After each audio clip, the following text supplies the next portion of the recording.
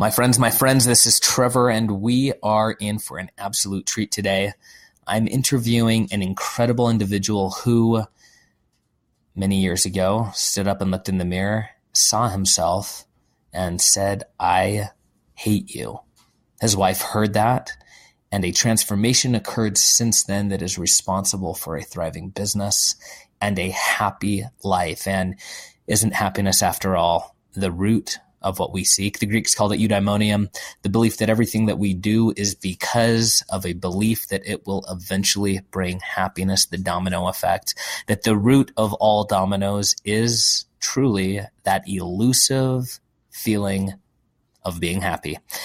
Sit back and listen to a very authentic and transparent conversation that I have with the man, Landon Porter.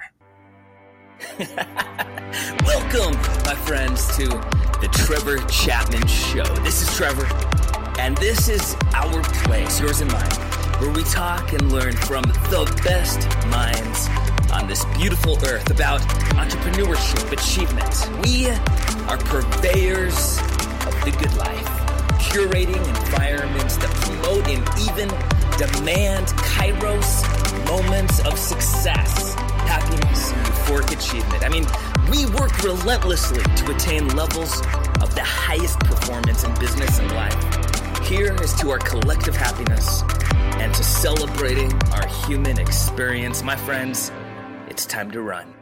Welcome, my friends, to the Trevor Chapman Show. This is Trevor. We are lucky today to have with us Landon Porter. Landon, thank you for joining us. Thanks a lot for having me, Trevor. Absolutely, brother. Hey, let's start by giving my listeners a 60,000-foot overview of who Landon Porter is, where you were, your beginnings to who you've become now and what you're known for. Sure.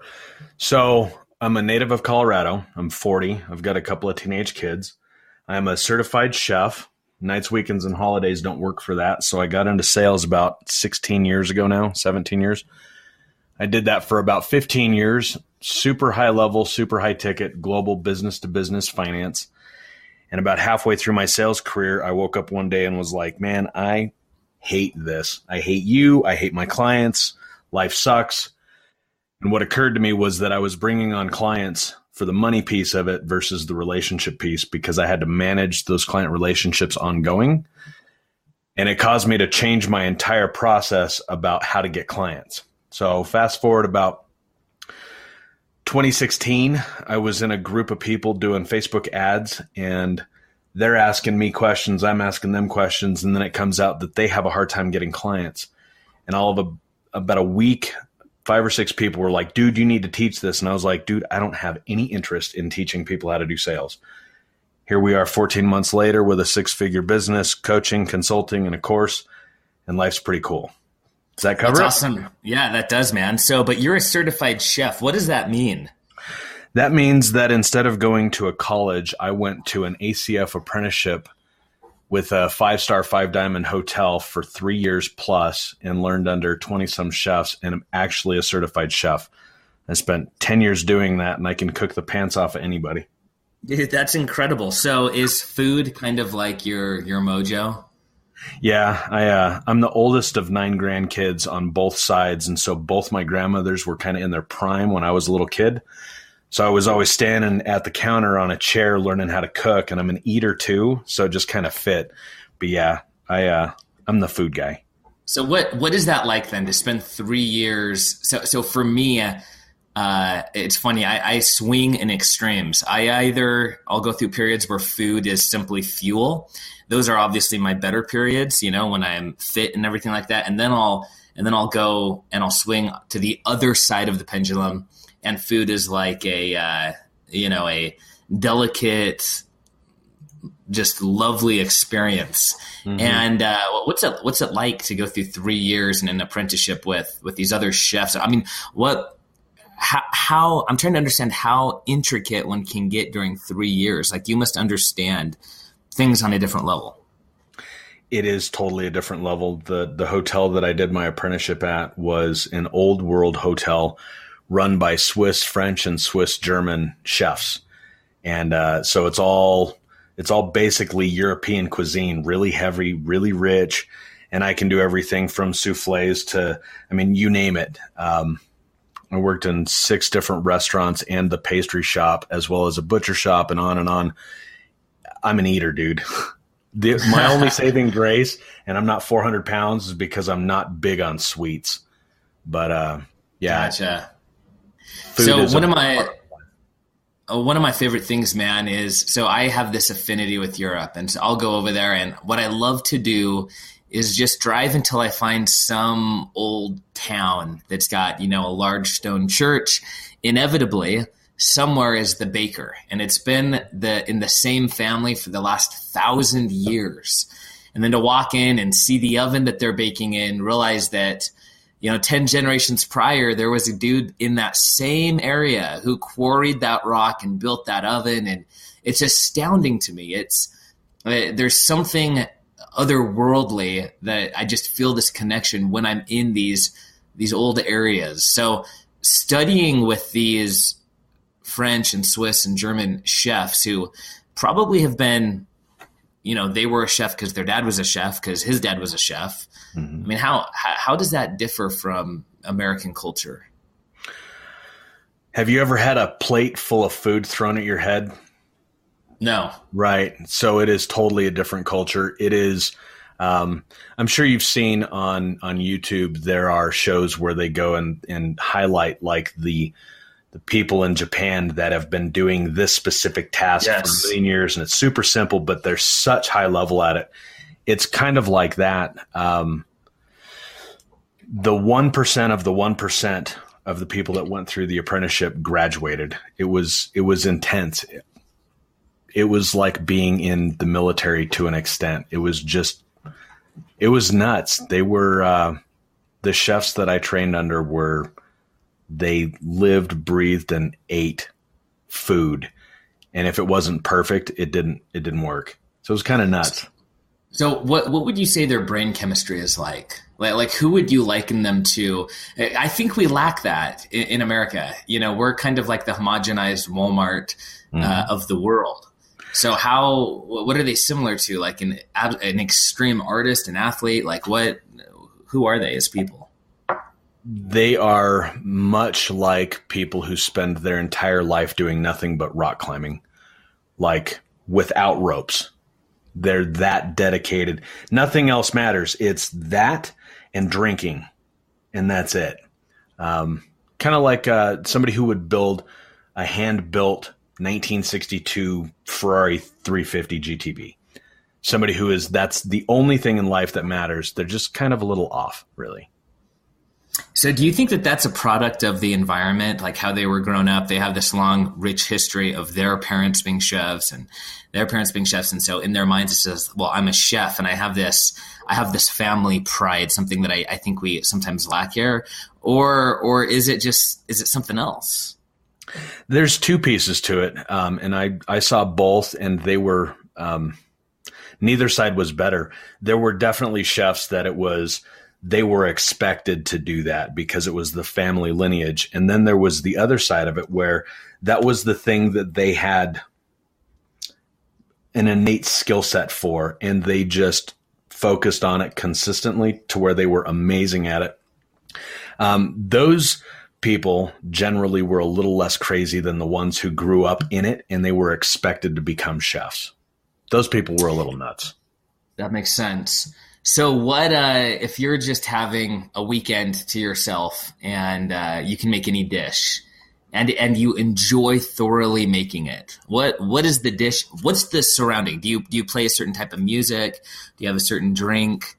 Like walk me through, illustrate verbally one of those evenings when Landon makes his ideal environment and meal. Sure. So it would be a mix of Tool, A Perfect Circle, and Dave Matthews Band, drinking homemade margaritas, making 3 gallons of green chili. 3 gallons of green chili. 3 gallons. Oh, gotcha. So why green chili and why so much? Well, I live in Colorado, and we have a really rich history here of green chili. So they will come up and they roast it fresh. And fresh green chili with a roasted pork shoulder or a pork butt is just an amazing dish. Why 3 gallons? Because I can take 2 quarts to the neighbor across the street. I can give my dad a quart. I can give my mom a quart. And I've still got like 1.5 gallons worth that I can put in the freezer. It's just that with homemade tortillas, it's just an amazing meal. I love that, man. So when you're not cooking, then so I guess my question is, do you have a passion for persuasion? Like, do you get a high off of the sale, or did it become as a necessity for, to support a lifestyle where you've got weekends and holidays off? I did originally. The power of persuasion was like a drug. And an interesting thing here, and this is probably where the conversation is going to go, I actually think that persuasion, when that's your intention, is totally wrong. And before I get too much into that, I'm going to ask, how's the language for your listeners? Non-explicit, preferably. Okay, perfect. Good to know. Here's the shortest way that I can state this. Know, like, and trust are the required ingredients for somebody to make a decision. And highly trained salespeople have the ability to manufacture relatability, which is what causes know, like, and trust. And most people who go through a process to learn the skill sets required to manufacture relatability don't generally have the best interest of the person on the other side of the tables at heart. The culture that we're in and where we're at with society as far as our ability to find what it is that we want and what we need comes down to that piece. Being able to know, like, and trust the person we're going to get that from, whether it's guidance or it's help or it's a product. Specifically, the people that I deal with are bringing a client into their world for a long-term process. It's not a, here's my blue widget, it's $4.99. It is, here's how I'm going to help you go from A to B. And the people that go through the process to learn how to manufacture that know, like, and trust through relatability, which is not correct, end up in that situation where I was, where I hated my clients, right? It's the agenda thing. So we're animals, regardless of what your religious or spiritual ideas are. Attraction is an actual thing. And when we're attracted to somebody, there's a reason for it. And when we're not, there's reasons for it. Most people that don't have the actual skill set to really, at a high level, persuade somebody, their agenda's in the wrong place almost always. And that causes a lose-lose situation for everybody. Does that make sense? That makes sense. So I kind of cut my teeth in the... Can you hear me? Yeah, totally. Okay, guys. I think I'm getting feedback here. Do you have headphones maybe you can toss in? There we go. Okay, perfect. That's good, Landon. So yeah, maybe you're muting on that end. Yeah, so I kind of got pulled up through the gauntlet of sales experience, door-to-door sales. Mm-hmm. So I've recruited, managed, trained 2,000 door-to-door reps, 1,000 stuck. And what I found is exactly what you're saying, that first year, someone goes from never having sold anything to realizing they can make, as a college student, 50, 100 grand in a summer. And it's so interesting how quickly their value sets change to being focused on I will win at all costs. You win, I win, you lose, I still win type of scenario. Because it turns inward. And there's a huge element of malleability imposed upon the customer by the sales rep. This is what I found from my experience. When all of a sudden there is a sudden success in persuasion. So how do you deal with that then? Like what that as the precursor and as the preamble? Sure. How do you go from the predator to the, all ships rise together type of situation? Sure. Well, first, I think it comes down to, for me, who it is that I want to deal with, right? if I'm going to go sell a product or a service that's a one-time thing, then you do what you need to do to be able to sleep at night. On the other hand, if I'm going to go bring a client into my world, and that process is, as we both know, that's the work in bringing on clients. Well, how do I do that the least amount of time that I have to and get the most out of that? Through relationships, right? So it's where the agenda's at. If my agenda is to get your money versus to build a relationship with you, I can get your money maybe a little bit faster, but I'm not going to get near as much of it. So to go from predatory to not, it comes down to what is it ultimately that you want? Do you want a long-term self-sustained business bringing in clients? If that's the case, then it's relationship first. If it's just to get the money, there's a lot of ways to do money getting. And for me, I want to be able to look at myself in the mirror and sleep at night and have a long-term business. Can this art of sales be something that's acquired in a reasonable amount of time? And I tell you that because after having gone through so many sales reps, 9 times out of 10, I could say this guy can sell, this person can't. There was always that one person out of 10 where I was like, no, you can't sell. And then they blow everyone else away. And I don't know if it was just the persistence or whatever, because they were not a people person. They were not confident. They, seemed to lack ambition and all this stuff. So like in your long, rich history in sales, can the highest level performers become one from being the lowliest on the totem pole in the beginning? Or do you have to have an innate sense of something within you? Some would say the alpha gene, some would say whatever it is, being most certain, et cetera. Right. I think it comes down to, do you have the ability to be who you are, regardless of what other people think? That key ingredient is the thing that attracts the right people and repels the wrong people. And pardon my dog, that's probably what you're hearing. Here's the thing. Where we're at as a society is we want real connection. And the only way to get real connection is to cut all the BS and take the mask off. And the people that have the ability to do that and express that to the world and remove themselves from what somebody might think of that is the difference between somebody who can and somebody who can't. The people that have the ability to do that and just be exactly who they are, knowing that there's going to be people that don't like them and are okay with that, because if that's actually accurate, that means that by proxy, there are people that really like them.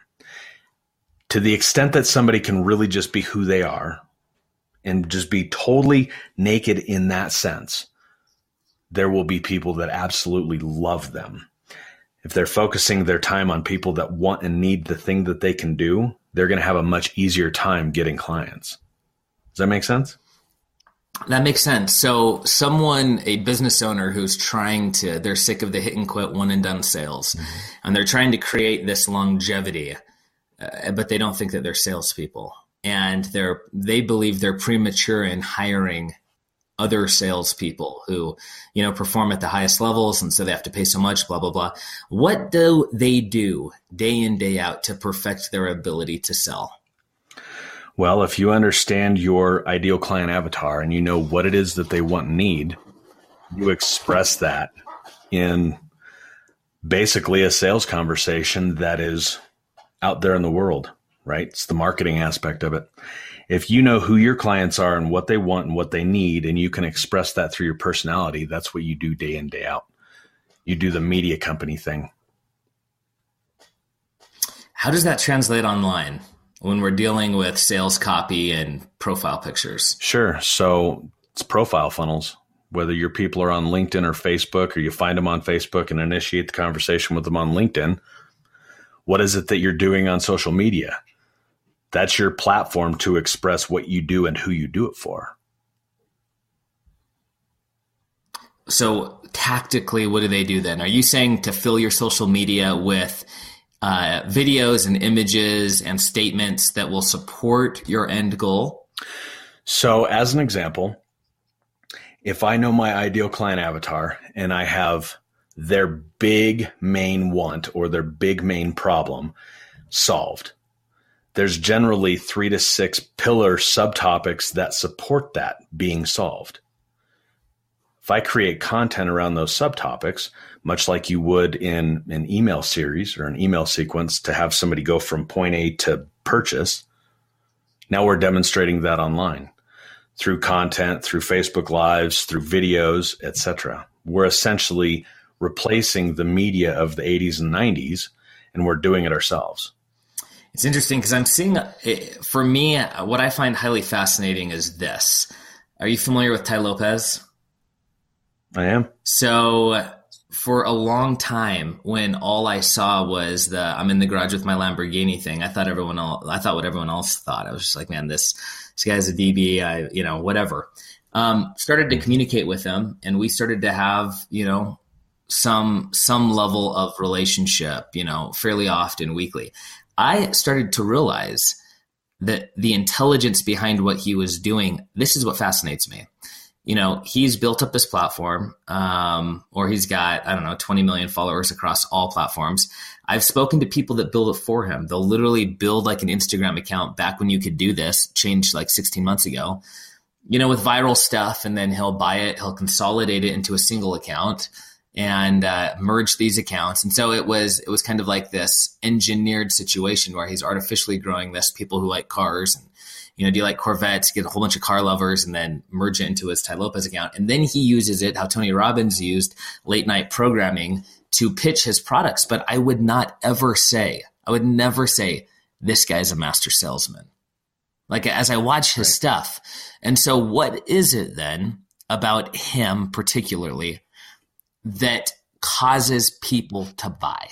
Is it that it's not expensive? $2.99, $3.99. They're like, I'll give a chance on this. What is it? Well, what is it about that dude who's not a salesman? Right. Well, to answer your question, what's the difference between him and Frank Kern? Frank seems really more like a salesman to me. He's persuading. He's using. I think there's a lot of sales experience behind Frank Kern, as you know what I'm saying? I get that sense at least. I do. Okay, so what's the difference between Ty and Frank and Gary Vee? Here's where I'm going with this. Let me land this plane. I would argue that they are all three persuasive to the people that naturally relate to them. By and large, the vast majority of people that go into their world and buy their stuff are naturally resonant with that style. The people that follow Ty that end up buying his stuff, they resonate with him on a personal level. He's persuasive to them naturally. And this is the point that I was trying to make, is that when you try and persuade somebody, that skill set to learn how to do that is much more difficult than just being yourself, because by being yourself, you're naturally persuading people that naturally resonate with you. Does that make sense? It does. And I kind of want to walk down that path a little bit. I want to ask the question, what causes resonance? Because I really liked initially when you were saying, hey, look, we're animals. Regardless of your belief, we're animals. I will, on the daily, ponder back 10,000 years ago, because I have a direct line back to that guy that did not fall off the cliff or die of the fever or get eaten by the saber-toothed tiger. Like it didn't happen. The serendipity of the fact that I am here, the miracle that I am here, considering how the world used to be, how many close calls every person had, it fascinates me, especially now that we're living in a world that is entirely different. We have all these defense mechanisms, like this ability to read what you call resonance, right? And say, I'm going to follow this person or I'm not going to follow this person. That's some sort of survival mechanism deep within us. And they both aid us. Often now, they don't. Let me give you an example. I'm going to go on a little 1-minute explanation real quick. I hope you don't mind. I just did a mastermind where I spoke about this concept. I put a little video out about it. And it is this. Because of our early humanity, like the necessity to survive, we have these ingrained subconscious things that occur. One of them is gauging how likely we are to succeed at something and not die. And so there's a lot of people there, and their development gets arrested because they are either a perfectionist, and that's they conjure up in their minds the ideal situation. They start with just, the foundation, which they should start with. But they don't start on the foundation. They say, what could the ultimate ideal end be? And it's a magnificent castle. And they say, okay, well, that's the ideal. So I'm going to go for it only if I believe I can achieve this ideal. This is perfectionists. And then on the other hand, you've got procrastinators. Procrastinators are searching for a guarantee from a world that does not give guarantees that the outcome that they want will happen. And so neither of them typically actually end up moving forward. And this is as a result, as I've read and researched this is my own theory, but this is a result of saying, okay, I'm going to descend out of this tree, as a monkey. How likely am I not to be eaten by some predator on the ground? I look around, I don't see any, I smell, I don't say, okay, I'll descend down real quick. The ones that weren't aware of how likely they were to succeed at whatever the task at hand was destroyed before they could, have offspring. And so here we are at the end of that trail now. If time is linear, we're at the end of that, and we're dealing with those ingrained traits in us. And one of them is this concept of resonating with other humans and not resonating with others, just not liking that person for some reason that we can't put our fingers on. What is that? Like, what is actually happening behind the curtains? I would say that it has something to do with natural selection, and it's probably based in our need and desire to mate. I mean, you're married, right? Yeah.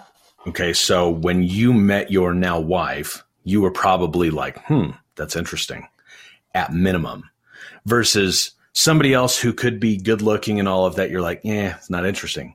What is that?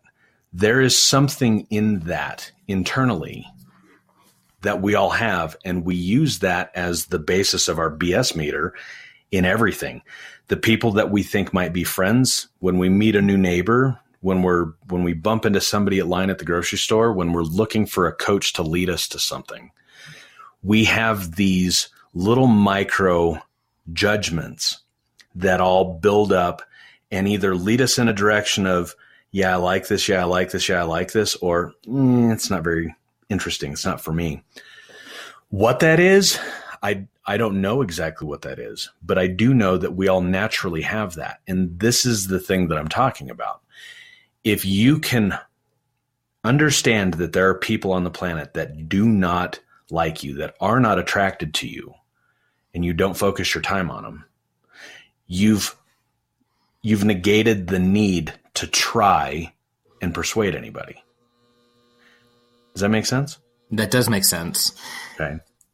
So as we view this, there's this superficial tactical thing that we try to put our fingers on: micro expressions, tonality, all this. I had this dude on the show, and it was fascinating. He was as confident as they come about vibrations, and everything to him was vibrations. And he talked about how master teachers who are long quote unquote dead are still vibrating and teaching him stuff. So I say all that because we try to put our finger on these things, but ultimately if we pull it all away, it comes down to a binary option, which is, will this person help me survive, or will this person end up causing my death? Do you agree? I totally agree. So then is the second layer after survival, will this person help me feel good or achieve happiness, or will they not? What's that second layer? See, I studied philosophy in school. The Greeks call it eudaimonium, and that's that everything we do has a reason, and eventually you knock all of the dominoes down. You get to that root domino, and the root domino is happiness or joy or tranquility, whatever you want to call it. They all are subjective, but it's a good feeling. So that second layer, if they pass the survival, because I've spoken with many people where I'm like, yes, I could win with that person, but I'm not going to walk down the path with them because, I don't know, my gut says so. So what's that second thing? Well, I guess you'd have to call it intuition. And what is that? Like, what is that to you? Because you deal with intuition as a sales pro. Intuition is like your thing. I know exactly when you're sitting in the room and you're talking with someone, and you as a person, it's like your senses go on alert, and you're noticing all of these subconsciously, like you're not actually noticing the finger twitch on the person or them squint their eyebrows a little bit. It's an overall, I'm starting to lose them or I'm starting to win them back.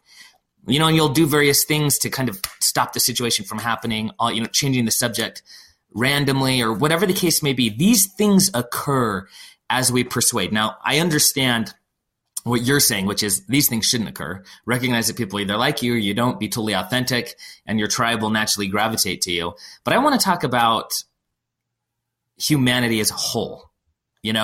Like obviously there was a lot of people that would not naturally, if they knew the end of Hitler, they would not have joined up with him. But he was able to wield this influence over people, these leaders, and many of them did it for good, Mahatma Gandhi and others, right? Then you've got others that use this ability for evil, Hitler and Mao and all these others. What is that thing? Like intuition, what is that?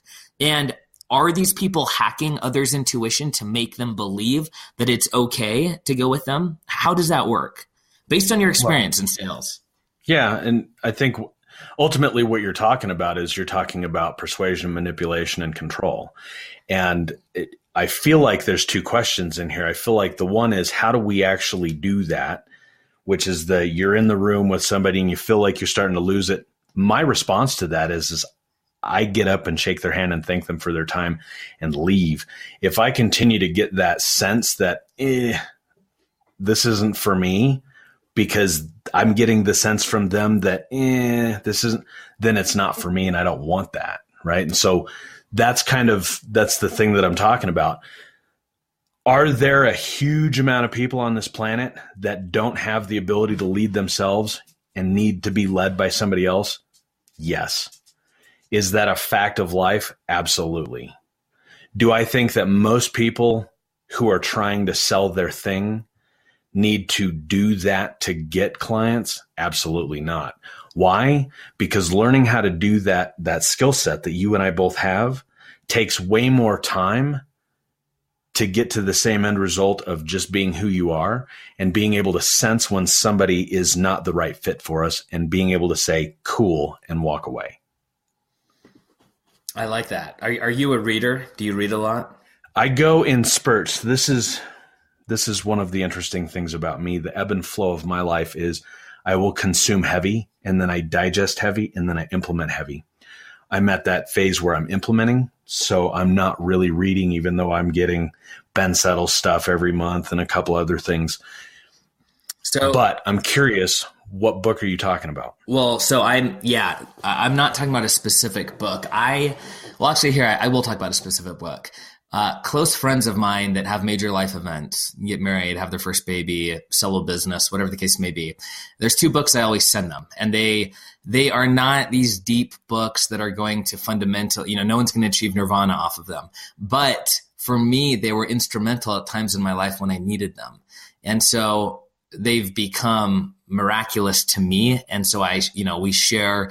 If something feels good to you, you want to share that with others. And this is the result of that for me. The two books are The Richest Man in Babylon, which I get it to traditional, horrible name if we're talking about orthodoxy, right? And it's not about Babylon or anything like that. But The Richest Man in Babylon helped me during years, 08, everything falls apart. 09, I'm rebuilding. This helped me make sure I was in peak state always, because knocking doors is not fun. And when I rebuilt from knocking doors, I'm talking about the ground level. I rebuilt from knocking on people's doors and selling them stuff. And The Richest Man in Babylon. And number two, A Guide to the Good Life, The Ancient Art of Stoic Joy.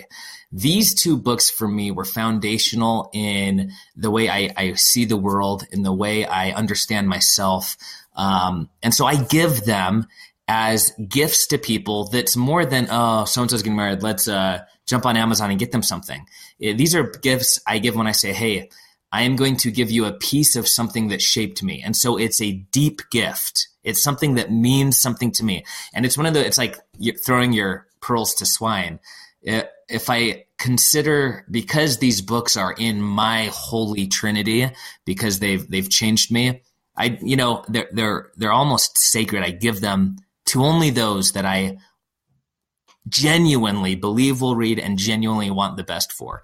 What is in your doctrine of whatever the word is I'm looking for? Like what books for you, not just like, oh, that was a great book. You know, like The War of Art, Stephen Pressfield, loved that book. Everyone should read it, but it isn't in the same genre because it didn't get me through incredibly tough times. These books did.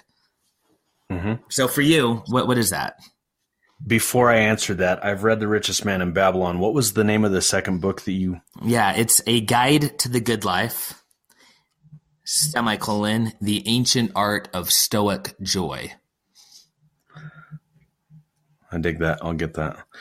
The book for me that is my go-to is The Power of the Subconscious Mind by Joseph Murphy back in the 50s. I believe that everything that goes on outside of us is a reflection of what's going on inside of us. We create our world, right? It's not a fated thing. It's not oh, these are my circumstances. It is literally understanding how to feel and choose and then do. And I think for me, that's how it works. And that's the book that I recommend everybody should read, but only the people that, are going to take action. So explain this to me then. What we perceive as reality on the outside is a reflection of, what do you mean? So if I constantly carry around a state of feeling a certain way, despair, broke, victim mentality, I'm going to constantly recognize that in my experience. The more I recognize it in my experience, the more it self-fulfills that prophecy that's how I feel, and they feed off of each other.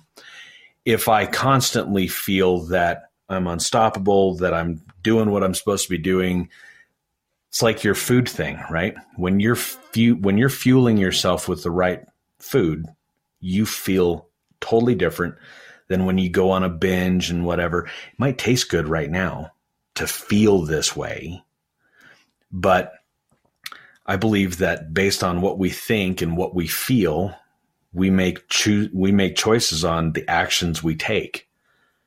So if the actions that we're taking in our everyday, all the time life are based on feelings that go this direction, then that's going to be our experience. And if we are constantly making choices going this direction, then that's going to be our experience. I think we fully create our experience based on what we think and what we feel. And then our actions are based on those two things.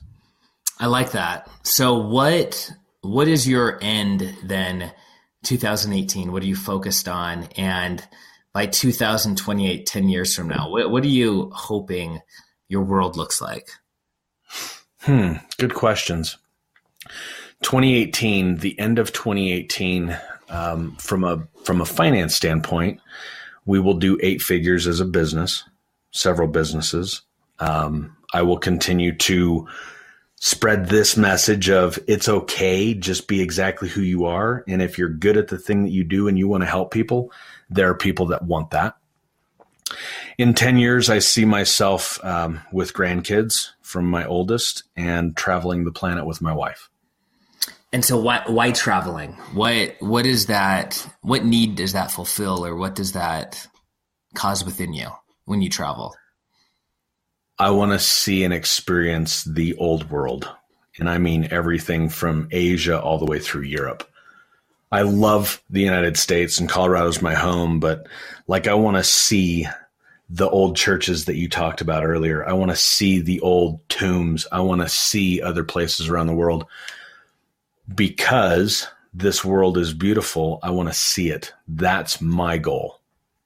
Gotcha. I like that. So kind of winding down and going a little bit more ethereal. I like to ask this question because it's one that I ask myself. And with your focus on authenticity, I think it's a good question. How much of what you have desired was truly, authentically your own desire, and how much of it did you think you were supposed to desire? That's an awesome question. That's the best question I've been asked. Um, I would say in the first 30 years of my life, most of what I desired was what I thought I was supposed to want. And I would say in the last 10 years of my life, probably that has shifted to 90 or 95% of what I actually desire is because I actually want it for myself and it's not preconditioned. That's a great question. How does that emotionally, how are you different than the last 10 years versus the first 30? Are you more or less happy? Do you have more or less peace? More or less tranquility? What are the effects of truly desiring what you desire authentically and just desiring it because you're supposed to? You totally nailed it. It's total peace. I'm happy because I know what I want are things and experiences that I actually want. And I don't feel like I'm trying to live up to somebody else's model. Does that make sense? It does. Yeah. How did you bridge that? Because it's something that's tough. We're tribal. Jack Donovan has a great book. What is it? It's, I think, Becoming a Barbarian or something like that. I forget. I think that's his second book. I don't remember the first one. Anyway, he talks about how tribalism affected us magnificently, and to be kicked out of the tribe, to be banished, was certain death. And so we are conditioned to fall in line with the wolf pack, even if we don't agree, even if we believe it will bring us to doom. Typically, it's how we survive. And so it's hard to break that mold. What happened that took you from desiring what you thought you were supposed to saying, okay, forget it. I'm going to desire what I want to desire. And was it a conscious moment or what? Yeah. What transpired? So this takes us back to something I said in the intro of this. It was either a Tuesday or a Wednesday morning. It was 4:38 a.m. and I was just out of the shower on my way to work that I had to drive across Metro for, and which meant that I got up and I didn't see my kids until later at night, and I had to go deal with traffic generally between 45 and an hour and 15 minutes. And I'm standing there looking myself in the mirror, and I bleeping hate you is what came out of my mouth. And my wife rolled over and she looked at me and she said, "What?" And I just remember staring at myself thinking, why am I doing this? Why does my life suck so bad? I make amazing money. I'm one of the best at what I do. I'm always bent out of shape. I'm always frustrated. I'm always pissed off, to the point where my relationship with my wife, the relationship with my kids, and the conversation I had with my best friend the day prior was frustrating because I was that unhappy. At that moment, this process started. And the second piece that kind of backed this up was my kids were going from little kids to preteens. And I don't know if you have kids or you know anybody really close that has kids at this age, but they go from little kids, which they fully kind of hand over the control of their entire life to you because they don't know how to make their own decisions, to this place where they're preteens. They're going into that place where they begin to recognize that, yeah, I kind of have to do what dad says, but really I could say no if I wanted. And they begin making their own choices. That changes the dynamics on having a relationship with your child.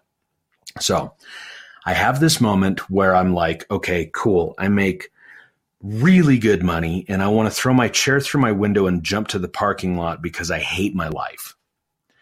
And I'm looking at myself in the mirror, saying that out loud to myself. And I've got this weird thing going on with dealing with the relationship with my kids. And over the course of about 3 to 6 months, it occurs to me that those who mind don't matter, and those who mind don't matter, and those who matter don't mind, actually really means just be who you are, and it's okay that other people don't like it. To me, that translated to, well, at the end of the day, I lay down with my wife in this 5 foot by 6 foot square area, and nobody else is here sharing the pain and the misery and the suffering and the frustration and the headache with me. At the same time, there's nobody else here right now that's sharing the money that I'm making and all of these other pieces. So if it's really just for me, what do I want? And once I started having that conversation with myself of, okay, why do I want that? Why do I want a 70 Challenger with a 426 Hemi in it? Why do I want that castle? Why do I want the ability to do that thing? Is it actually something that I want? And I went through that process. And for me, it fed right into my new way of going and getting clients, which that's what happened during this time for me, was if I got on the phone with Bob and it took me 5 tries to get through Susie to get Bob on the phone, and then Bob was kind of an idiot, I didn't want to have to take him on as a client, regardless if it meant 20 grand to me for the year or 200 grand in my pocket for the year. Didn't matter. Bob was an idiot. I don't want to deal with that. That translated to everything else. What do I want and why do I want it? And I guess after that question you just asked me, it really comes down to this. What other people think and what other people want and what other people expect isn't my business. And that has no bearing on my life because that's not going to make me happy. Does that make sense? It does, man. And I love that transitionary period. I don't know if it's something that men have a propensity to go through. I wonder, so I've got 5 kids. My oldest is 11 right now. He's at the cusp of going down that rabbit hole you just talked about. And I'm dealing already with the early signs of that and trying to figure out how do I help navigate this situation and everything. When I was his age, I was catching salmon every day for the family so we could make it through the winter. I didn't have the luxury of just being a kid. Saying, of being a kid. Exactly. And so I'm trying to balance the two of helping him learn that hard work is necessary. And then, allow him to be a kid. So that's interesting, but I love that transition. That happens. That's real. I think it's something that people don't talk about enough. Looking in the mirror and just saying, for me, this is the phrase, man. For me, I would get up and get ready to go out to go knock doors. And this was my thought. You are more than the life you're living. That's just, I could not shake that from my head. And there was all these things I wanted to do. I remember waking up in New York in my vehicle with my technician sleeping next to me in the car because I couldn't afford a hotel. Families, this is right after 2008, man, when I lost absolutely everything. And I couldn't shake You're more than life you're living. But then I looked around and I'm like, how did I even get to this spot? How did I get here? And it wasn't like, it wasn't a thought of, how did I get to this financial spot? Because at that point in time, I had a big amount of accounts I was selling off. That was a transitionary period where, we had to bridge the cost of our products so it wasn't that. It was, how on earth is this what I am engaging in? How has my life become this? And it was based on what I thought I was supposed to desire. I thought I was supposed to go after money. I grew up with money being no consideration whatsoever. My parents followed their passions, so I had a great excuse. By the time, I was in every sport until we had to pay for the jersey. Then I had a great reason why I couldn't compete that year. And I grew up just not caring about money because, you see the world through your parents' eyes. And so when all of a sudden I became an adult, and I was like, you know what, I'm actually supposed to care about money. I walked down the path that I thought was going to bring me the most money in the shortest amount of time. And I woke up feeling exactly how you felt that day, enough days in a row over a long enough period of time where then I finally, I made the change as well. For me, I stuck with my core competency as you have. It was just everything else that changed. The engines remained, but the direction, the vehicle, everything else, I shifted directions, and it's made so much of a difference. So for all of the men who are listening, and for all of the girlfriends or wives that are recognizing that the men could be going through this, having gone through it, what can you say to them that will aid them in this journey? Wow, this conversation's gotten really good.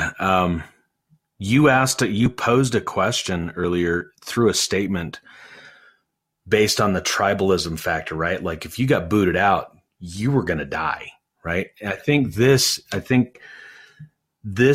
phase that men go through is that thing. We get to a point where I no longer need to rely on anybody for anything.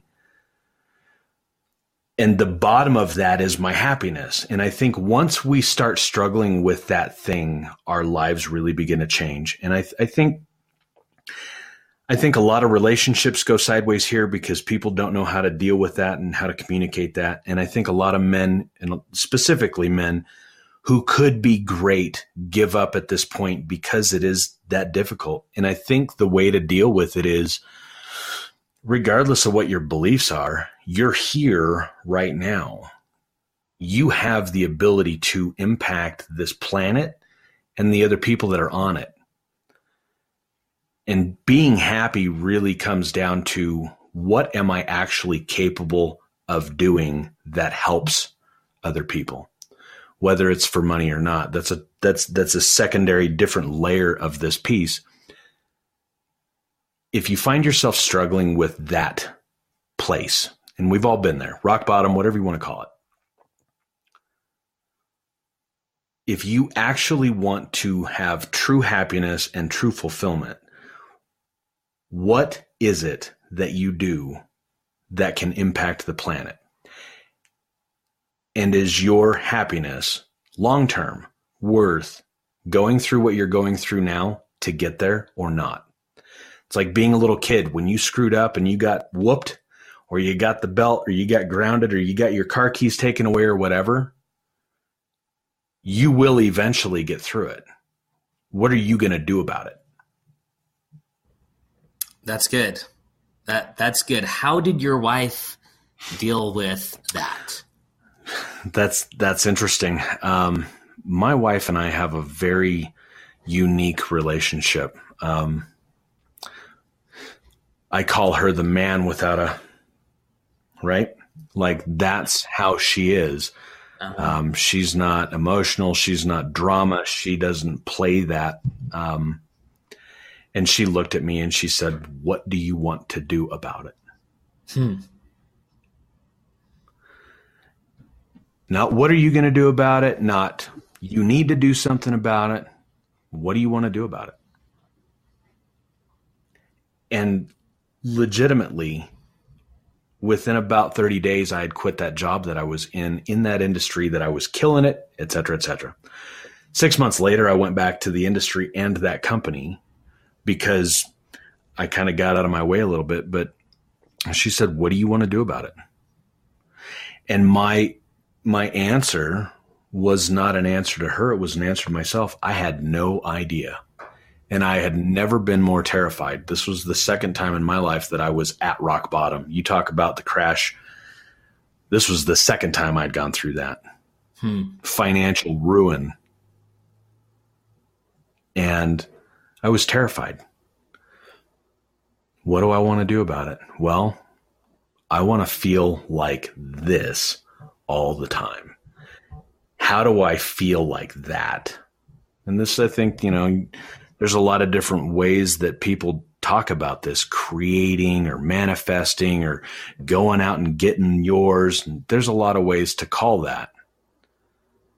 What we're after essentially is a feeling. You can feel however you choose to feel right now. So when she asked me that question, I didn't have an answer. That was like, okay, let's really figure this out. And I think it was at that point when it finally occurred to me that nobody else really matters. Like as far as what they think or what they say or what they expect of me, none of that matters. How do I want to feel? That's interesting. I'd not thought about that, what she asked me or how she dealt with that. I love that, man. So we are at the tail end of this conversation. Why don't we, in 90 days or 120 days, come back again and have a follow-up conversation and go from there? Are you cool with coming back, Landon? Absolutely. I'd love it.